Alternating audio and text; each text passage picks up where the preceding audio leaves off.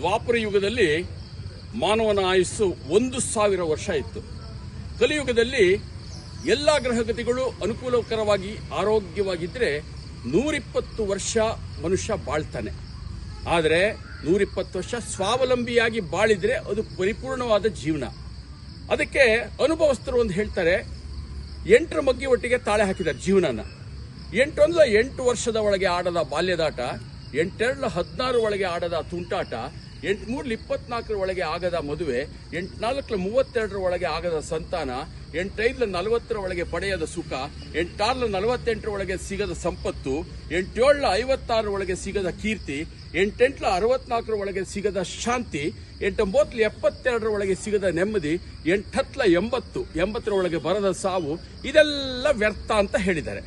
ಯಾಕೆ ಅಂತ ಹೇಳಿದ್ರೆ, ಸ್ವಾವಲಂಬಿ ಆಗದೆ ಪರಾವಲಂಬಿ ಆಯಿತು ಅಂತಂದ್ರೆ ತಗೊಂಡು ಹೋಗಿ ವೃದ್ಧಾಶ್ರಮಕ್ಕೆ ಸೇರಿಸ್ಬಿಡ್ತಾರೆ. ಅದಕ್ಕೇನೆ ಈ ಅನುಭವಸ್ಥರ ಮಾತುಗಳು ಬಹಳಷ್ಟು ಸೂಕ್ತವಾಗಿದೆ ಅಂತ ನನ್ನ ಭಾವನೆ. ನಾವೆಲ್ಲ ಆದಷ್ಟು ಆರೋಗ್ಯವಂತರಾಗಿ ಗ್ರಹಗತಿಗಳ ಅನುಕೂಲವನ್ನು ನಾವು ಪಡೆಯುವಂತ ಆಗಬೇಕು ಅಂತ ಹೇಳಿ ನನ್ನ ಒಂದು ಈ ಸಂದೇಶ. ಜೈ ಶ್ರೀರಾಮ್.